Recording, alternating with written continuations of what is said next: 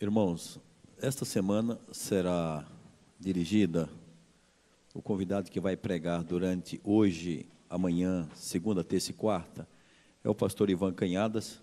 O pastor Ivan Canhada é o diretor de mordomia da nossa associação para toda a região sudoeste do estado. Pastor, seja bem-vindo. Ok? Seja bem-vindo e que Deus use poderosamente. Obrigado, pastor. Irmãos, bom dia. Passaram bem a semana? Sim ou não? Olha, trabalharam muito? Algumas pessoas não precisam trabalhar muito, mas a maioria das pessoas precisam trabalhar muito. E depois de uma semana de trabalho, a gente vem para a igreja adorar a Deus, as crianças adoram a Deus, que Deus seja louvado. Irmãos, a gente vai se conhecendo melhor durante a semana e eu preciso hoje de duas atividades aqui com vocês. Aliás, é a primeira igreja que nós vamos aplicar isto, então vocês me ajudem para eu ter ideia como é que vai acontecer nas outras. Podem vir, irmãos, você vai receber um papel, você vai receber isso aqui, olha. Você vai receber isto aqui de 10 anos para cima, só os membros da igreja. Então, quem vai fazer 10 anos até dezembro, pode pegar o papel.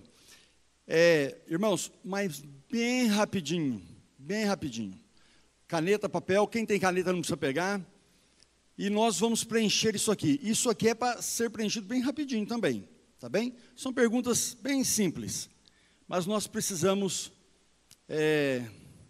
este é o ano das estatísticas, e a cada 5 anos, a divisão sul-americana, ela faz algumas estatísticas, e esta aqui nós vamos fazer aqui do nosso campo. Então, algumas igrejas estarão fazendo esse material. Tá bem?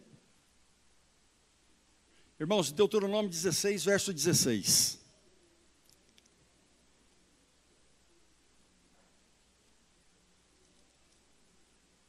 Eu vou ler, você acompanhe. 3 vezes no ano, todos os teus homens aparecerão perante o Senhor, o teu Deus, ao lugar que escolher, festa dos pães asmos, pode ser das semanas, pode ser a festa dos tabernáculos, porém, como termina o texto? Porém, o que, irmãos, me ajudem, pode falar. Ninguém compareça perante o Senhor, de que maneira? De mãos vazias. Esse tema vai ser estudado na quarta-feira. E eu tenho impressão, pela experiência que eu estou tendo com algumas igrejas, que a maioria aqui nunca estudou esse assunto. Talvez você não saiba por que eu não posso comparecer perante o Senhor de mãos vazias. E na quarta-feira eu vou estudar esse assunto com vocês. E você vai ficar encantado. E já vou pedir para você uma coisa. Traga caneta quarta-feira. Porque você vai ter que anotar alguns textos para você fixar esse estudo. E se você em algum momento tiver dúvida, você tem os textos anotados. Por que não posso comparecer perante Deus de mãos vazias? Então, irmãos, amanhã à noite eu vou fazer um exercício com vocês. Amanhã à noite, vou fazer segunda, terça e quarta. Amanhã à noite, quando você vir para a igreja, você não vai vir de mãos vazias. Amanhã vocês vão ter aqui na frente 2 caixas grandes, 2 caixas menores, e em cima dessa mesinha que vai ficar aqui no centro, vai ter uma salva. E você vai trazer alguma coisa amanhã. Você pode trazer roupas, você vai depositar aqui dentro da caixa, mas você não vai vir de mãos vazias. Tudo bem? Você pode trazer alimentos, você coloca na outra caixa. E você não vai vir de mãos vazias. Irmãos, é para todos exercitarem. Roupa, alimento. Depois você pode colocar aqui o teu pedido de oração ou teu agradecimento. Eu peço que, por favor, pastor, tem alguém que cuida aqui de papeizinhos lá na porta da igreja? Quem é? Leonardo. Cadê o Leonardo? Leonardo, me ajuda, querido, amanhã, com papeizinhos na porta da igreja, para o irmão já escrever o pedido ou o agradecimento. Ou você pode trazer dízimos e ofertas para colocar aqui na salva. Mas de mãos vazias, ninguém. O agradecimento que você escreve não é menor do que a roupa ou o alimento que você traz. O dinheiro não é maior do que o pedido de oração ou o agradecimento. São todos iguais. O que importa é que você vai amanhã decidir trazer alguma coisa e você não vem de mãos vazias. E quarta-feira eu vou estudar o tema dentro da teologia. E você vai exercitando. Mas há um outro aspecto que eu quero explicar agora. Jesus disse assim, olha, os pobres, você lembra onde está escrito isso? Marcos 14, verso 7. Já vamos colocar aqui. Uma é para agradecimento, né, pastor? E outra, pedido. Elas são cores diferentes. Qual é, pastor, para o pedido? Tá. É o coraçãozinho. Ok. Agradecimento aqui, pedido lá. Um não é maior que o outro, nem maior que roupa, nem maior que dízimo, são tudo igual. Todos iguais. Você só traz alguma coisa em suas mãos, por favor. Tá bom? Marcos 14, verso 7. Os pobres sempre tereis com quem? Convosco.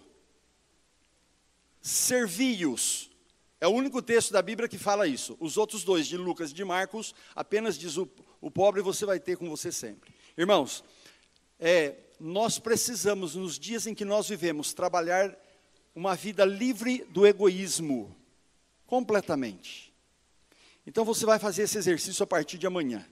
A irmã que cuida da asa da igreja, ao final do culto, se apresente a mim, por favor, para eu conversar com você.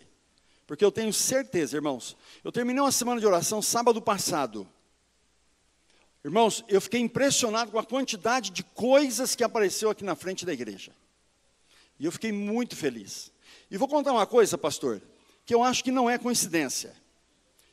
Irmãos, em se tratando de coisas de Deus, eu não acredito que seja coincidência. Eu cheguei no sábado anterior ao sábado passado, 3 sábados atrás, eu comecei a semana de oração. E antes da minha pregação, o pastor fez o que o pastor daqui também fez. Tinha 2 pianos na igreja. E um tinha sido ganho. Vocês acham que isso é coincidência? Porque eu chego hoje aqui, tem 2 pianos na igreja, e um também foi ganho. Aí eu falei, nossa, o que eles vão fazer com 2 pianos na igreja? E aí o pastor apresentou o piano, agradeceu quem deu o piano e tal. E eu falei, bom, eu quero ver o que eles vão fazer com esses 2 pianos durante a semana. E sabe o que eu percebi durante a semana, irmãos? Aqui são 2 pianos ou um é órgão? É órgão? Toca órgão também. Então é igual de lá. Porque daí durante a semana, quando a gente cantava, eles tocavam aqui. Aí eu falei, pastor, esse é o costume da igreja? Disse, não, pastor, para falar bem a verdade, a gente não tinha quase nem pianista mais aqui na igreja. E a gente cantava só com o som lá do inário, sabe, o som. E agora nós estamos cantando com piano. E, irmãos, ontem eu li um artigo de um pastor sobre a música na igreja. Eu acho que não é coincidência, irmãos. Esse piano apareceu aqui na igreja, não é por acaso. Deus está dizendo assim, filhos, quando vocês vão me adorar, toque esses instrumentos, cante acompanhando estes instrumentos. Irmãos, durante a semana eu vou falar melhor.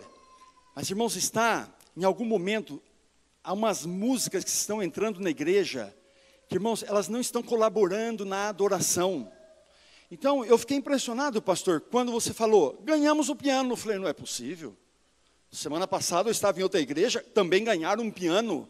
É porque Deus está falando assim, filhos, voltem às origens, toque piano, cante hinos de louvores.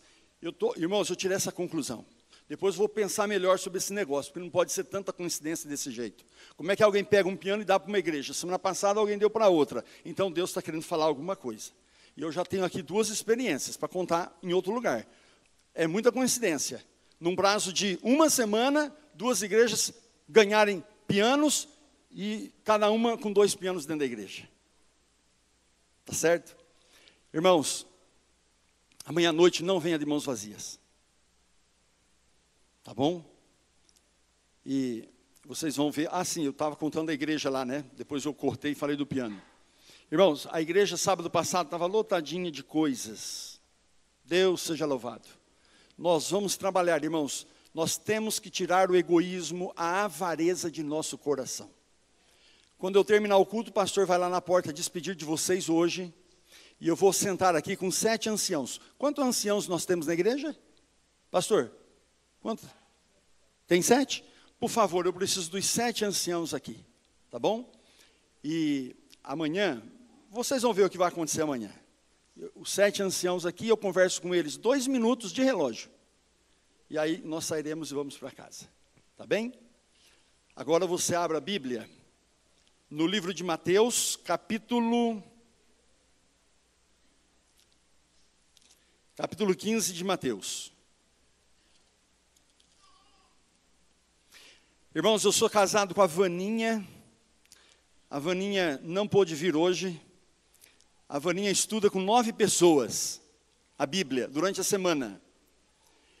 E hoje, uma família, pela primeira vez, iria para a igreja adventista, conhecer a igreja adventista. E ela disse, como é que eu faço? Eu falei, você vai acompanhá-los. Acompanhe-os. E hoje ela está lá acompanhando uma família de 5 pessoas. É a primeira vez que eles vão conhecer a nossa igreja. E eu fiquei feliz e estou aqui orando para que eles sejam abençoados. Eu acredito que amanhã à noite ela vai estar aqui comigo, tá bom? Eu tenho 3 filhos, uma filha casada já há 6 anos, me deu um netinho, já está com 2 anos e 3 meses. Que coisa maravilhosa ser avô. Nossa, é um negócio impressionante. É muito lindo. Aí eu tenho um outro filho pastor. Pastor, eu tenho 2 filhos gêmeos. Um é pastor, esse é casado. E o outro filho não é pastor, mas vai casar no início do ano que vem. Tá certo? Essa é a minha família. Irmãos, eu quero estudar com vocês um pouquinho do capítulo 15 de Mateus. A partir do verso 29. Eu vou fazer a oração, você fecha os olhos. Senhor nosso Deus, ao abrirmos a Tua palavra, eu quero pedir a unção do Espírito Santo, para que a Tua palavra, Senhor, aberta, ela venha nos alimentar, que ela nos traga esperança, que ela traga para nós, Senhor, o desejo de ser fiel a Ti a todo custo, e que nós possamos sair daqui, meu Deus, em paz, certos de que Jesus em breve vai voltar. Senhor, por favor, em nome de Jesus, perdoe os nossos pecados, para que o Espírito Santo possa livremente trabalhar em nossos corações. Eu oro a Ti em nome de Jesus. Amém. Verso 29, irmãos. Jesus partiu dali, foi para junto do mar da Galileia, então ele subiu ao monte e assentou-se. O verso 30. E vieram ter com ele uma grande multidão. Irmãos, eu não preciso dizer que eu vou descer para baixo, porque desceu é para baixo, isso é redundância. E subir para cima, sempre vai ser para cima, então é redundância. E grande multidão também é uma redundância, tá bem? Então vieram ter com Jesus uma grande multidão. Multidão é um número de pessoas que olhando você não dá conta de contar. Então sempre ela é grande. Então não se fala uma grande multidão. Mas quando a Bíblia provoca uma redundância, ela quer que você entenda uma coisa maravilhosa. Daqui a pouco eu volto aí. E essa grande multidão, irmãos, trazia coxos, cegos, mudos, aleijados e muitos outros doentes que eram colocados aos pés de Jesus. E Jesus curou a quantos, irmãos? Todos. Irmãos, olhem aqui para mim. Aqueles que vêm a Jesus em busca de alguma necessidade, não vai voltar sem receber. Você não vai falar amém, não? Se você veio para a igreja hoje, você está em busca, se você tem orado, Senhor, tenha misericórdia, Senhor, me ajude. Se você está nessa situação, veio buscar alguma coisa, você não sai sem levar o que veio receber. Vocês viram quais foram os doentes colocados aos pés de Jesus? O coxo, o cego, o aleijado, mudo. Não era dor de cabeça, dor de barriga, dor na unha. Eram doenças crônicas. E olha o que acontece no verso 31. Verso 31. De modo que a multidão se maravilhou ao ver que o mudo, o que, irmãos? Falava. E o aleijado? São. E o coxo? Andando. E o cego? vendo. E eles faziam o quê? Eles glorificavam a Deus, irmãos. Cada cura, glória a Deus, aleluia. Eles glorificavam a Deus. Esse é um momento maravilhoso. Irmãos, o capítulo 15 é uma continuidade do capítulo 8. Você tem que entender o capítulo 8 para entender o 15. Não precisa, não, pode abrir. Abre no capítulo 8 de Mateus. Eu não vou ler, eu vou contar a história, depois você leia. No final do capítulo 8 de Mateus, no final, conta a história de 2 endemoniados. E esses 2 endemoniados apareceram quando Jesus veio para junto do mar da Galileia. E quando ele subiu, antes de se assentar, esses 2 endemoniados apareceram. E os demônios olharam para Jesus, e quem eram os 2 endemoniados? Eram homens que não... A irmã White, olha, é impressionante. A irmã White diz assim, eles não tinham a expressão humana. Olha só, irmãos, eles não tinham expressão humana, eles tinham a expressão de Satanás. Eles moravam no cemitério, e quando eles entravam na cidade, eles agrediam pessoas, e homens fortes, depois vocês leiam, amarravam em corrente a esses 2 endemoniados, mas eles quebravam as correntes. Então imagina, irmãos, que situação. Você já viu gente viva morando em cemitério? É difícil, mas esses 2 moravam no cemitério. Vocês acham que o povo, depois que começava a se escurecer, você acha que as moças passavam perto do cemitério? Você acha que o povo tinha vontade de passar perto do cemitério? Tinha medo. Vocês já ouviram falar o nome do saco? Já ou não?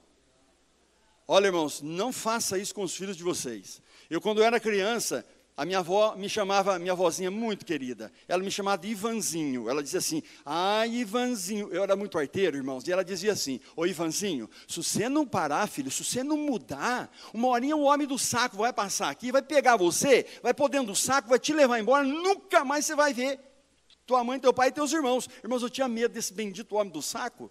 E quando não era o homem do saco, eram os ciganos. Né? Já ouviram falar nos ciganos? Os ciganos que andavam a cavalo, que pegava só menino arteiro. E eu tinha medo desses 2 benditos. E eu imagino que nessa época, quando a criança era arteira, a mãe dizia assim, você fica fazendo arte para você ver. Os 2 homens lá do cemitério, uma horinha vai aparecer que vai levar você para lá. E a criança ficava com medo. Agora, querem ouvir um negócio pior do que isto? Dias atrás, eu entrando numa igreja nossa, eu cheguei na porta, estava procurando, né, o ancião para me apresentar, aquela coisa toda. Ouvi quando uma mãe falou para o filhinho, você vai, agora você vai. Olha quem está do teu lado aí, o pastor. O molequinho deu uma olhada para mim assim, irmãos, que eu fiquei com dó do menininho. Eu falei, irmã, não faça isso, filha. Ela queria levar o menino para a escolinha aqui infantil, o menininho não queria ir de jeito nenhum. Quando eu cheguei perto dela, ela disse, agora você vai. Porque olha o pastor aí. O menininho ficou com medo de mim, irmãos. Irmãos, não faça isso com os vossos filhos.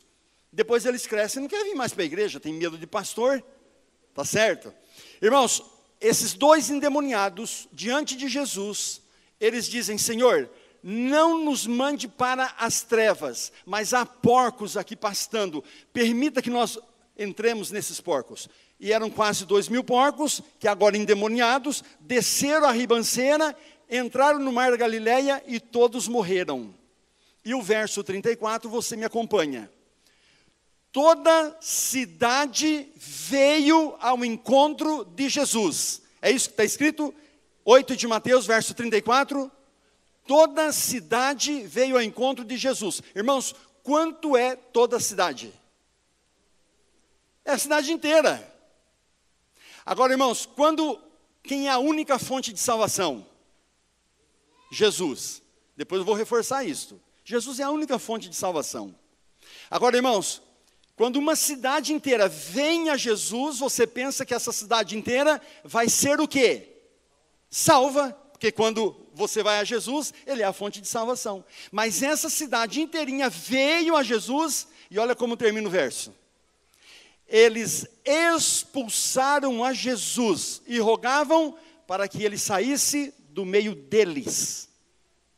Tchau, Jesus, você não é bem-vindo. E ele foi literalmente com os discípulos expulsos daquela cidade. Ok? Assim termina. É um verso triste da Bíblia. O que você encontra aí, irmãos? Uma cidade o quê? Perdida. Eles não aceitaram a única fonte de salvação. Perdida. E Jesus foi embora. Irmãos, depois você lê, eu não vou ficar mostrando todos os detalhes porque não há tempo.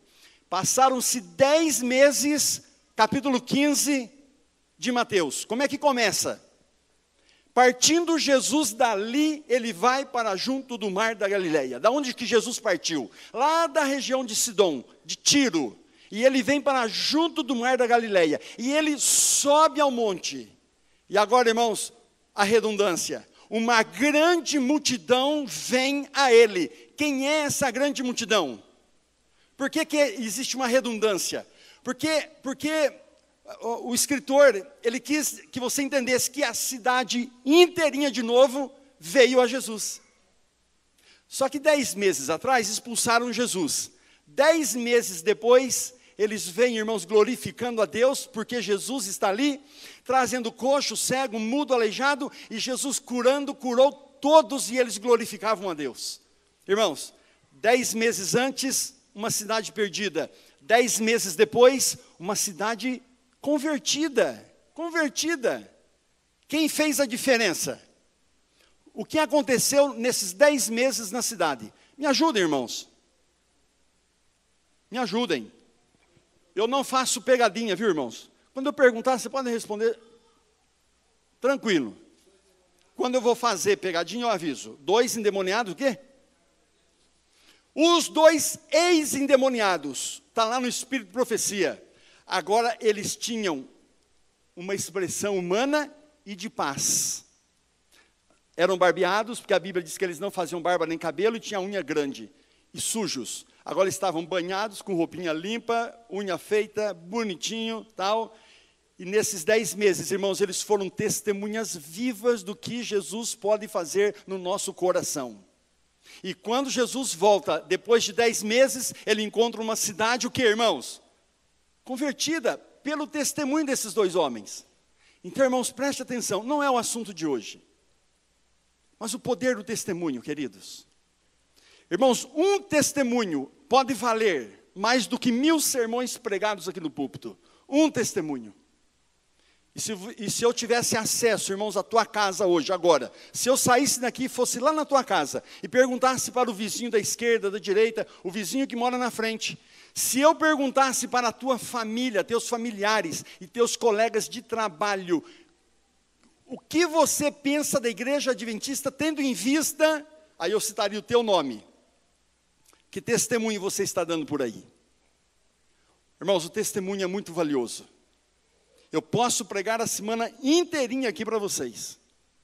Um testemunho ruim da minha parte, irmãos, quebra, desfaz tudo o que eu preguei durante uma semana. Então, o poder do testemunho.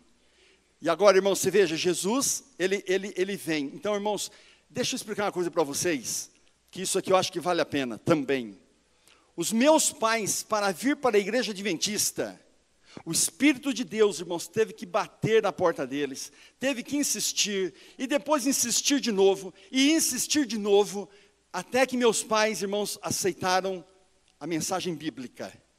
E eu quero que você veja nesses 2 textos que nós lemos, que Deus maravilhoso nós adoramos. Jesus vem, irmãos, como única fonte de salvação, pois a cidade diz, vai embora. Sabe o que ele faz, irmãos? Ele volta de novo. O nosso Deus é um Deus de oportunidades.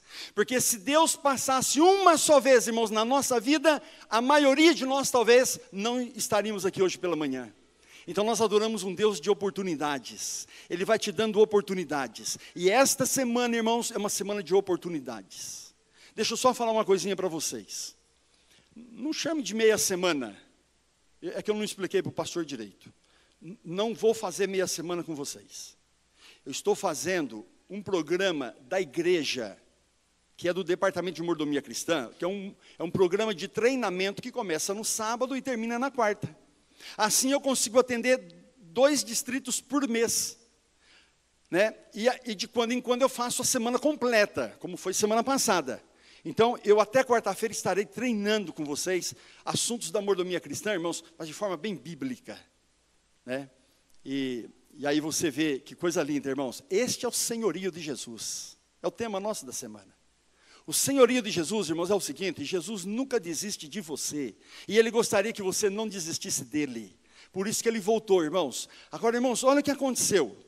Depois que Ele curou todo mundo, o verso 32. Jesus então chamou os discípulos em particular e lhes disse: eu estou com dó dessa multidão, porque estão comigo há quantos dias, irmãos? 3 dias, não comeram, não irei despedi-los com fome, porque eles podem desmaiar pelo caminho, alimentem a multidão. Entenderam o que eu li, irmãos?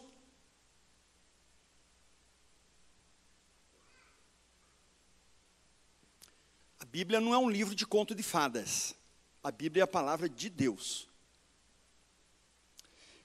A Bíblia não é um livro de historinhas só para a criança dormir. Embora, se você, antes do teu filho ir para a cama, contar histórias bíblicas, você não imagina o bem que você está fazendo para o teu filho. Mas a Bíblia, irmãos, é verdade.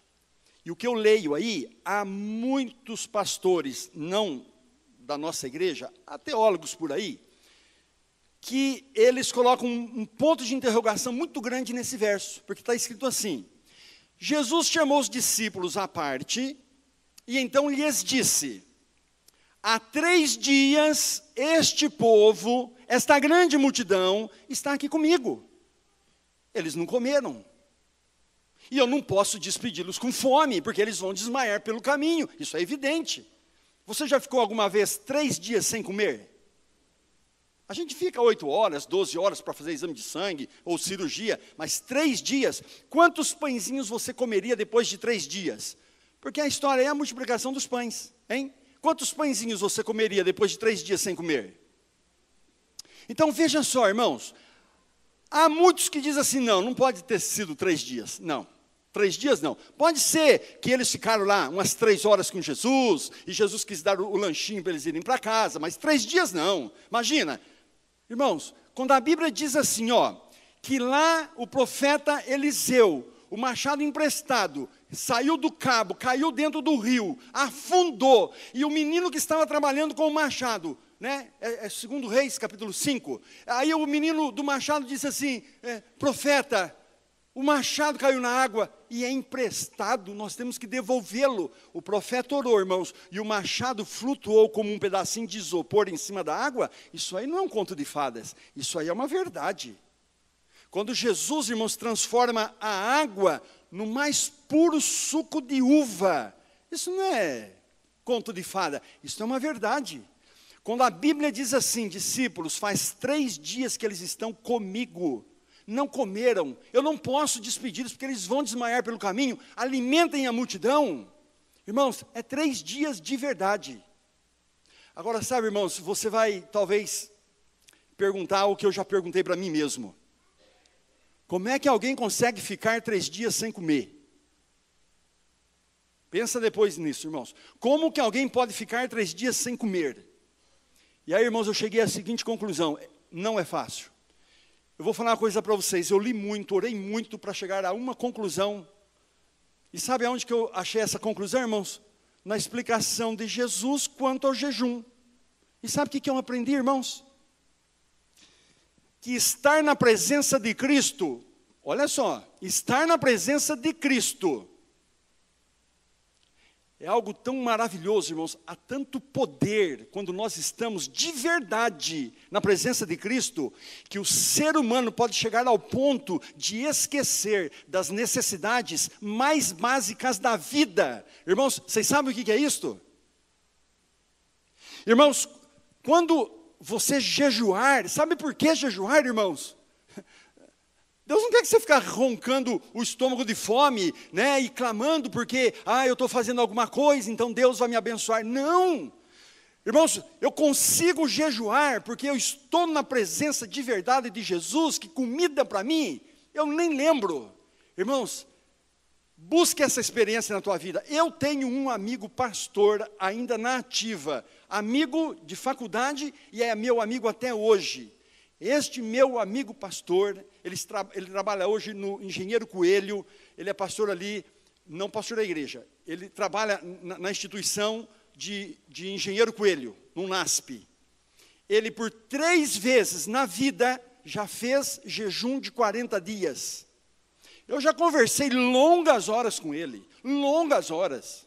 Acompanhei, irmãos, os 40 dias dele, eu fico assim impressionado.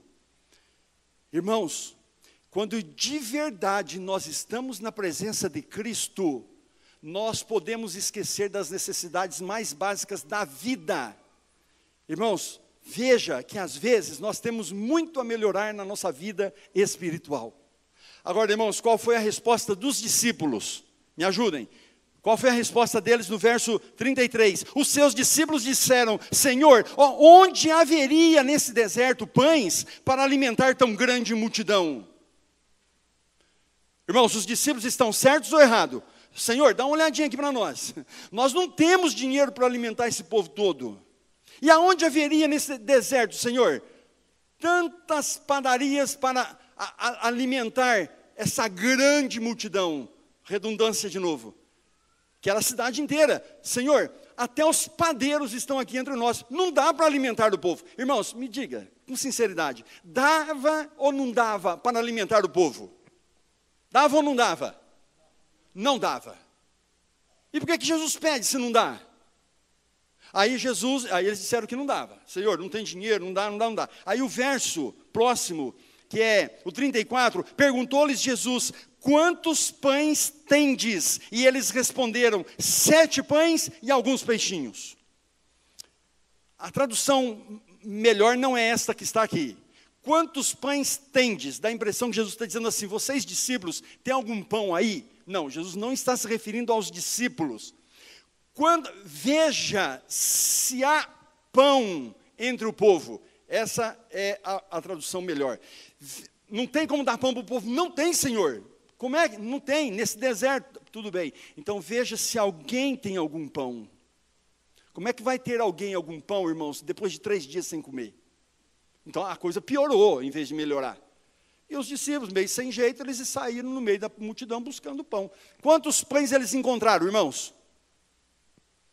Fala, irmãos, para mim.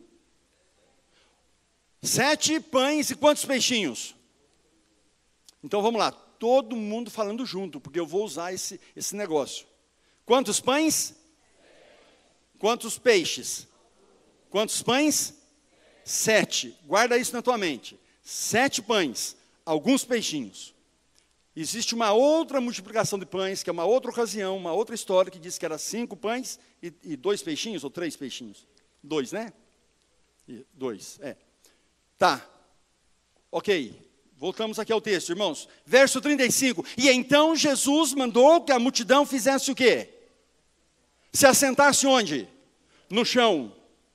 Senta aí, meu povo. Se você entender o verso 35, que eu vou explicar agora, valeu a pena você estar aqui hoje de manhã. Eu já falei, todos os que vêm em busca de alguma coisa não saem sem levar. Eu já falei isso para vocês. Jesus curou todos.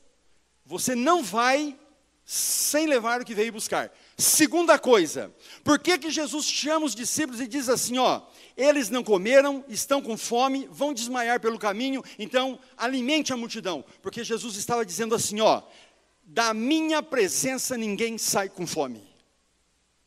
Fala amém, irmãos. Irmãos, da presença de Jesus, ninguém sai com fome, a menos que você queira. Então Jesus manda o povo se assentar no chão. Por que se assentar no chão? É uma atitude de espera. Entenda agora e você vai entender por que ninguém sai sem levar o que veio buscar. Irmãos, é assim,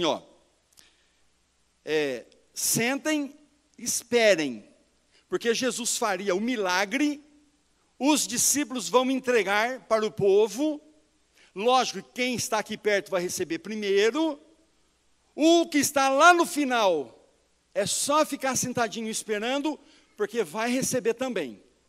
Então é uma atitude de espera. Quando a Bíblia diz assim, todos os que foram trazidos à presença de Cristo foram curados, todos, você não vai sair sem levar o que veio buscar. É só esperar, meu filho. Senta, espiritualmente falando, irmãos. Espera. Não abandone. Que na hora de Deus, você vai receber o que veio buscar. Irmãos, da presença dele ninguém sai sem levar. E ninguém sai com fome. Senta e espere. Pastor, mas já faz 30 anos que eu oro pela conversão do meu marido. Continue sentadinha orando.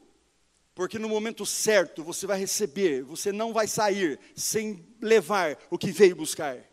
Irmãos, creiam nisso, confiem nisso, irmãos. Exerça a tua fé dessa maneira. Porque o nosso Deus é um Deus maravilhoso. Agora, irmãos, o que acontece aqui a partir do verso 36? E tomou então Jesus quantos pães? 7. Alguns peixinhos, deu graças, os partiu, deu aos discípulos e eles à multidão. Permita eu colocar aqui um pouquinho.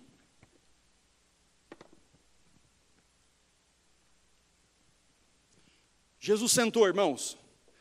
Jesus não usava a roupa que nós usamos hoje. Jesus usava a túnica, tá certo? Eu imagino que Jesus sentou, fez um buraco aqui, abriu a perna assim, fez um buraco aqui na túnica dele, né? Colocou os pães e peixes, deu graças a Deus, chamou os discípulos, era para eles trazerem cestos. Outro dia um menininho lá na porta da igreja, irmãos, sabe, pastor, que pregar sentado até que não é ruim, né? Eu acho que a gente consegue falar mais tempo. Então levanta, pastor. Irmãos, um menininho na porta da igreja esses dias me disse assim, pastor, aonde foi que os discípulos arrumaram o cesto? Olhei bem para o menininho e falei, irmãos, pergunta de criança pequena sempre é pergunta difícil. Olhei bem para o molequinho assim, eu falei assim, ô menino, vai para a tua casa comer, porque eu estou aqui morrendo de fome, e você vem aqui querer me saber de mim, onde é que ia arrumar o cesto, rapaz, vai comer, vamos. Não, irmãos, eu não fiz isso com o bichinho, não. Eu pensei um pouquinho e falei assim, filho, é o seguinte, você percebeu que o pastor falou que toda a cidade veio? O senhor falou, então. O povo que estava na roça também veio. E o povo que estava na roça colhendo as coisas, em vez de ir para casa, eles já vieram direto para cá. Então eles trouxeram os cestos. Aí os discípulos pediram emprestado, e aí eles vinham aqui, pegavam o pão e o peixe de Jesus e distribuía para o povo. Ah, tá bom. Então se você estava com dúvida, já está resolvida a dúvida. Irmãos, o que Jesus fez? Tomou os 7 pães, alguns peixinhos, partiu, deu graças, deu aos discípulos, os discípulos à multidão. Irmãos, responda, não é pegadinha. Quem foi que alimentou aquela grande multidão? Eu vou perguntar de novo. Quem foi que alimentou aquela grande multidão?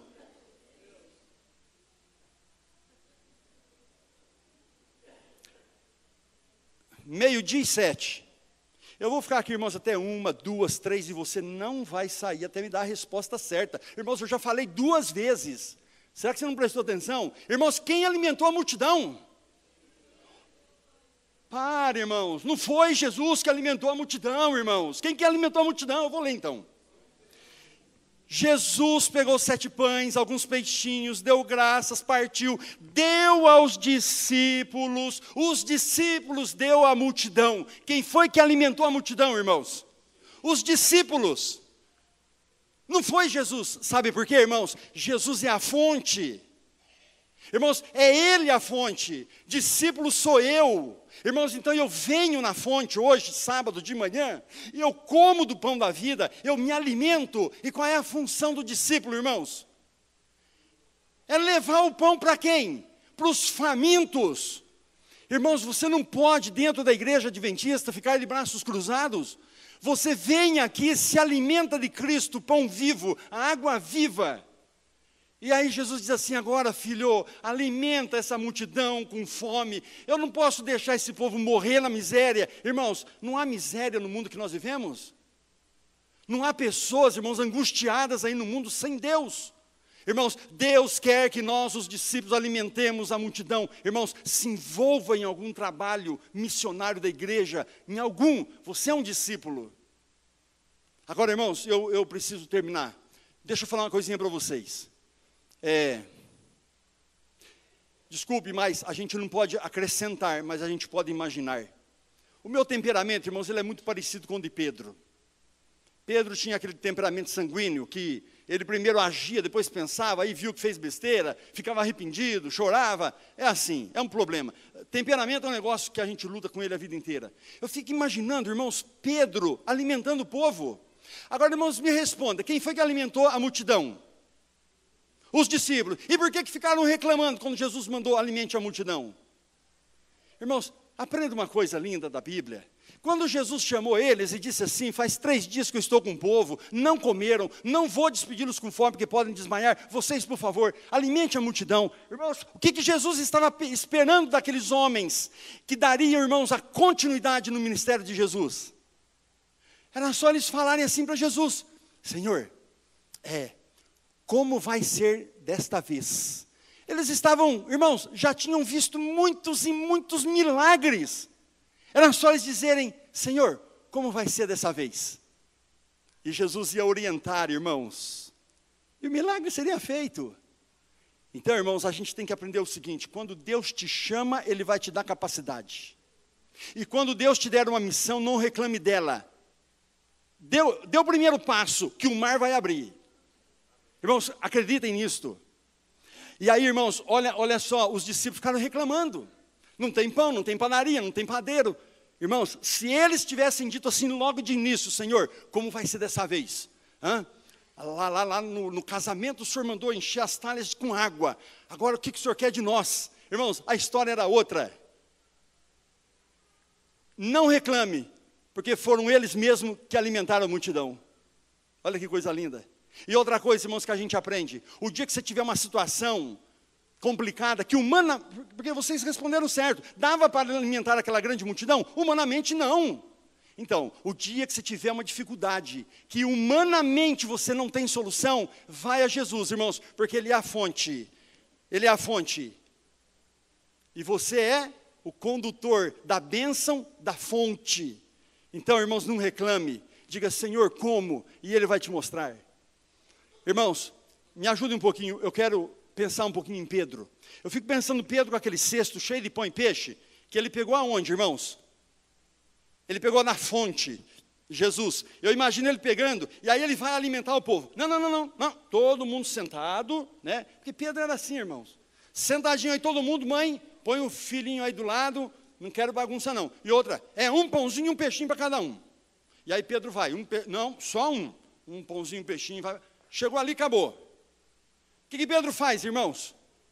Ele volta. Quem que é a fonte, irmãos? Irmãos, está faltando coisa na tua vida, você está com alguma dificuldade na vida? Só Jesus, não tem outro meio. Ele vai a Jesus, segundo cesto de pão. Não. Vocês já comeram, é um pãozinho, um peixinho mesmo para cada um.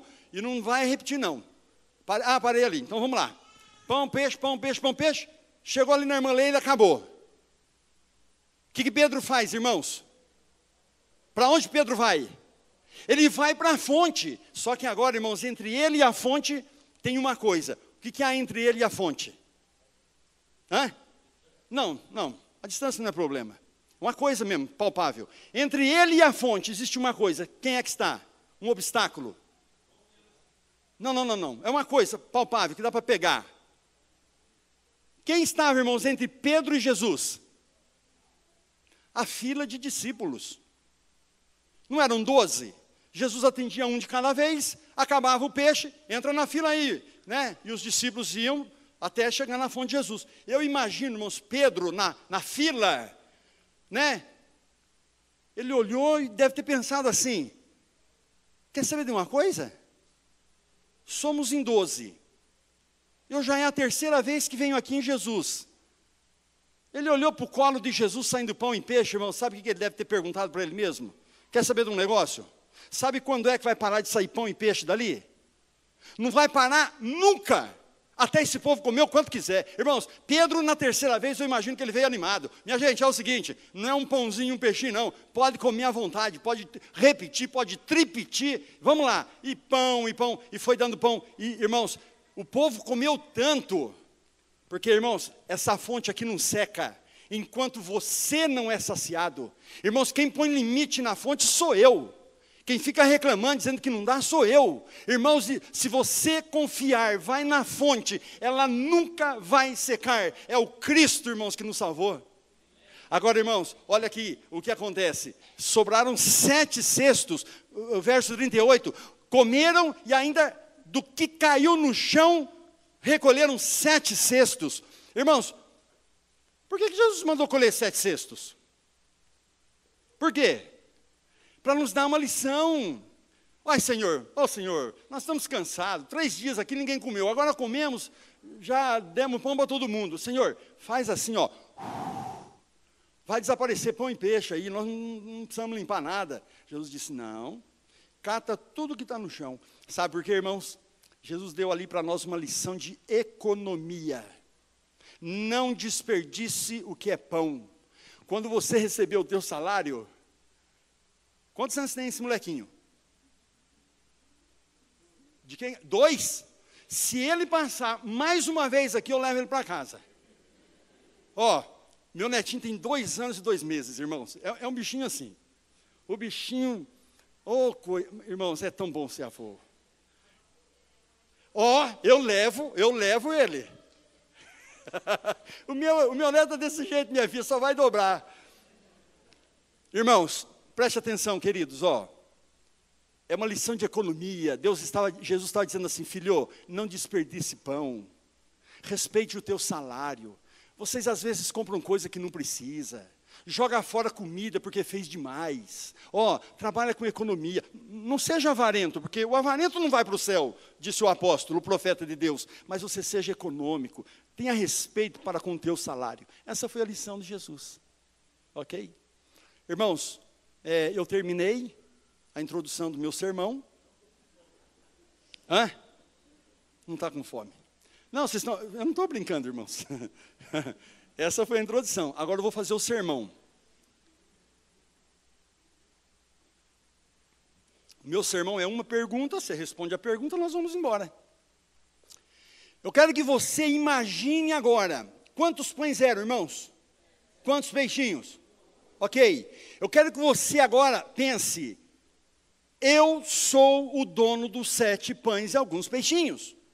Eu quero que você volte agora lá, há 2000 anos atrás, você está naquela grande multidão, Jesus agora mandou todo mundo sentar no chão e você está ali.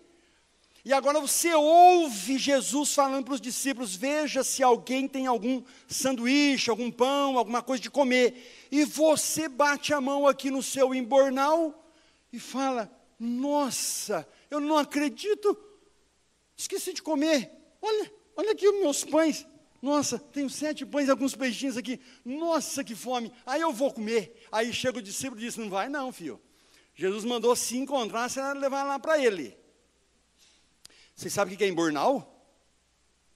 Porque a hora que eu falei assim no embornal, alguns fizeram assim. Eu vou explicar. Quem não sabe o que é um embornal? Eu vou explicar para vocês. Chega lá na tua casa hoje, pega um pano de prato, dobra no meio e costura ele em 3 lados. Deixa uma boca. Põe uma alça e coloca aqui. Isso chamava embornal quando eu era molequinho, irmãos. Eu ia para a escola com um embornalzinho. O meu pai dizia assim para mim. Ele dizia assim, olha, Ivan, você vai para a escola, filho? Irmãos, eu ia de chinelinha havaiana. E naquela época, chinelinha havaiana era pobre mesmo que usava, viu, irmãos? Hoje quem usa chinela havaiana é rico, viu? Você vê as propagandas, é só artista chique em praia aí com chinelos havaianos, e vai comprar um lá para você ver quanto você vai pagar. Irmãos, meu pai pegava e dizia assim, olha, Ivanzinho, é o seguinte, filho, você vai pegar a tua chinelinha havaiana, meu pai é de origem espanhola, então ele falava chinelinha. Ele diz, você pega a chinelinha, põe dentro do embornal, junto com o caderno, lápis e borracha, e vai a pé para a escola. Quando você chegar na esquina da escola, aí você coloca o chinelinha e entra na escola, para não gastar. Éramos pobres, irmãos. Veja, chinelinha havaiana era coisa de pobre. E eu ia no embornal, Bom, voltando. Quantos pães eram, irmãos? Quantos peixinhos? Você é o dono de 7 pães. E você é dono de alguns peixinhos. E eu vou fazer uma pergunta, irmão, séria agora. Não responda, por favor. Não responda. Você daria os 7 pães a Jesus e todos os peixinhos? Ou você diria assim, não, eu estou com... não, discípulo, olha... Nossa, não, estou com muita fome. Já ia comendo, faz o seguinte, você leva um pão e um peixe só para Jesus. Com um pão e um peixe, Jesus faria o milagre, irmãos? E sem nenhum pão e sem nenhum peixe, ele faria o mesmo milagre? Faria. Tanto é que no deserto Satanás diz, faça virar essas pedras em pães. E ele faria. Mas você está com fome? Então a minha pergunta, irmãos, é a seguinte. É só essa pergunta e nós vamos embora. 7 pães e alguns peixinhos. Você daria tudo para Jesus? Ou você mandaria metade? Ou mandaria 2? Ou não mandaria nenhum? Não, eu estou aqui com meu priminho, meu amigo, minha irmã, meu tio, meu pai, minha mãe. Não dá para repartir, não. Mesmo porque não vai resolver a fome do mundo inteiro. Então, vou eu comer. Então, irmãos, eu agora vou fazer uma pergunta e você agora não vai me responder. Pastor, me dê licença, porque não sai por aí contando o que eu vou fazer agora. Você vai pensar dos 7 pães e alguns peixinhos, quanto você daria para Jesus, e eu vou apontar para você e vou dizer quanto que você está pensando na tua cabeça. Para cada um de vocês. Ué, pastor, você estava indo bem até agora você está entrando num campo assim meio... Hein, pastor, você não conta isso por aí não, porque se der errado aqui, rapaz... Irmãos, não vai dar errado, eu nunca errei. Posso fazer isso com vocês? Eu não estou brincando, estou falando sério. 7 pães e alguns peixinhos, quantos você daria para Jesus? Tudo, nada, metade, um terço, um sétimo, ok? Pensa o número, irmãos, eu aponto para você e falo qual é o número. E você vai dizer assim para mim, acertou, pastor, acertou. Se eu errar, você diga, você errou, pastor. E se eu errar, pode levar o meu carro para você. Ué, eu estou falando sério, não estou brincando. Pensa o número, irmãos, eu vou apontar. Pensou? 7 pães e alguns peixinhos. Quantos você daria para Jesus naquele dia? Tudo, nada, metade, um terço, um sétimo. Pronto? Veja bem. Sabe quanto você está pensando? Sabe quanto você está pensando? Sabe quanto você daria? Então eu vou falar. Sabe quanto você daria? Você daria exatamente o que você está dando hoje. Quantos pães? Quantos pães eram, irmãos? É o número da perfeição. Simboliza o santo dízimo do Senhor. Você não seria diferente há 2000 anos atrás do que você é hoje. Você está devolvendo ao Senhor o santo dízimo, tudo o que é do Senhor, ou você está entregando só metade, ou nada, ou uma parte? E quantos peixinhos eram, irmãos? Alguns, que representa a nossa oferta, porque Deus disse assim, o dízimo é 10%, mas a oferta é segundo o teu coração, segundo o propósito do teu coração, segundo as bênçãos que Deus te dá. Então você estabelece a quantidade. Agora no dízimo não, é 7, é perfeito, é 10%. Irmãos, eu errei? Eu nunca erraria, porque você daria naquele dia o que você está devolvendo hoje. O ser humano é o mesmo, irmãos, só muda a época e a história, mas nós continuamos o mesmo. Queridos, não faça isso com Deus. Deus pode abrir janelas dos céus, isso é promessa, irmãos. Vocês estão pensando que multiplicar pão e peixe é uma coisa difícil? Ele faz assim, irmãos, enche de pão. Ele abre as janelas dos céus, ele prometeu, irmãos, e eu vou derramar bênçãos sem medidas. Você pode trazer todas as panelas da tua casa, que você não vai dar conta de receber as bênçãos que eu tenho na tua vida. Então, meus queridos, sejam fiéis a Deus. Confie em Deus, irmãos. Mas não dá, não tem padeiro, não tem padaria, o deserto aqui não tem ninguém, não tem nada. Tem porque está nele, ele é a fonte. Irmãos, aqui acontece qualquer coisa, ele ressuscita, se morreu, ele cura, irmãos, ele dá bênçãos. Essa semana, uma das meninas que está agora de manhã lá na igreja com a minha esposa, dando estudo na quinta-feira, terminamos o estudo, ela disse assim, pastor, o senhor está estudando a Bíblia aqui com a gente, será que a Bíblia tem alguma coisa sobre um problema que eu tenho? Eu falei, qual é o teu problema? Ela tem 17 anos. Ela disse, pastor, eu quero ser uma pessoa rica. Eu falei, você quer ser o quê? Eu quero ser rica, pastor. Pastor, eu quero ser uma mulher rica. Aí ela mostrou mesmo o que vai lá no coração. Pastor, eu quero ter meu carrão, eu quero ter uma mansão, eu quero ser rica. Eu falei, quantos anos você tem, filha? 17. Olha, a Bíblia fala sobre isso. Aí eu abri em Malaquias. Está aqui, filha. Seja fiel a Deus. Em tudo.